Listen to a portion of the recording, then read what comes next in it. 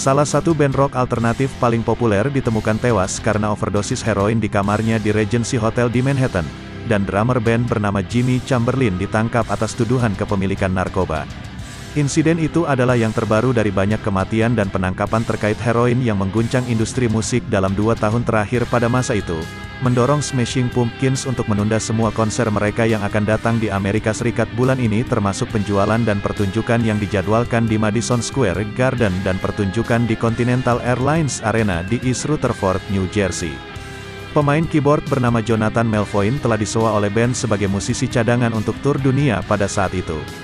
Polisi mengatakan bahwa dia dan Tuan Chamberlin tiba di Hotel Park Avenue di 61 Stone Street pada pukul 11 malam, dan kemudian pingsan setelah menyuntikkan heroin bersama-sama. Ketika Chamberlin terbangun pada pukul 3 pagi, dia menemukan bahwa dia tidak dapat membangunkan Melvoin, dan langsung memanggil manajer keamanan band untuk meminta bantuan.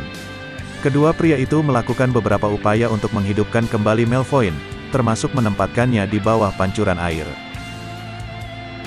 Para medis tiba pada pukul 4 pagi, dan menyatakan Melvoin telah meninggal, dan Chamberlin ditangkap dan didakwa dengan kepemilikan heroin kriminal, pelanggaran ringan setelah jejak obat ditemukan di jarum di ruangan tersebut. Kapten Collins mengatakan bahwa meskipun polisi menanyai anggota band dan karyawan lain yang menginap di hotel, tidak ada penangkapan lain yang diantisipasi. Detektif juga secara tentatif membebaskan Chamberlin dari kelalaian karena tidak segera menelepon nomor darurat, dengan mengatakan bahwa mereka yakin Melvoin tidak dapat dihidupkan kembali bahkan jika pekerja darurat telah tiba lebih awal pada saat kejadian. Para anggota Smashing Pumpkins memiliki sejarah masalah pribadi. Dengan Chamberlin telah dirawat karena kecanduan alkohol dan heroin, Billy Corgan, seorang vokalis band, mengalami gangguan saraf pada tahun 1992. Album band pada saat itu Melancholy and the Infinite Sadness, satu set 2 CD di mana lirik depresi, mengasihani diri sendiri dan nihilisme ditambah dengan gitar yang berat dan terdistorsi serta aransemen string klasik tiruan yang berhasil memasuki tangga musik di nomor 1. Penggunaan heroin telah lama menjangkiti musisi, tetapi eksekutif industri musik mengatakan mereka tidak dapat mengingat waktu dalam 2 dekade terakhir ketika penggunaan heroin lebih merajalela.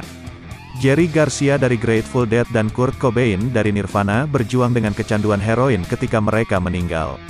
Kristen Pfaff dari Hole dan Dwayne Guttel dari Skinny Puppy meninggal karena overdosis, lalu Shannon Hoon dari Blind Melon telah dirawat karena kecanduan heroin dan meninggal karena overdosis kokain. Dan Scott Weiland dari Stone Temple Pilots, Kelly Dale of the Breeder dan Al Jourgensen dari Ministry semuanya telah ditangkap karena kepemilikan heroin dalam 1,5 tahun terakhir. Penggunaan heroin jelas meningkat di kalangan musisi, ujar Tim Collins, yang mengelola Aerosmith dan merupakan salah satu pendukung program industri musik yang paling vokal di dunia. Jika melihat jumlah korban jiwa atau hampir meninggal pada saat itu hanya orang-orang terkenal. Setiap band yang pernah saya tangani memiliki masalah narkoba, dan sekarang semakin parah. Mark Collins mengatakan bahwa bertahun-tahun yang lalu ada seorang anggota staf yang terdaftar di daftar gajinya sebagai karyawan promosi yang fungsi utamanya adalah untuk mendapatkan obat-obatan untuk Aerosmith, dan ia mengatakan para anggota band ini sukses menjalani rehabilitasi di tahun 80-an.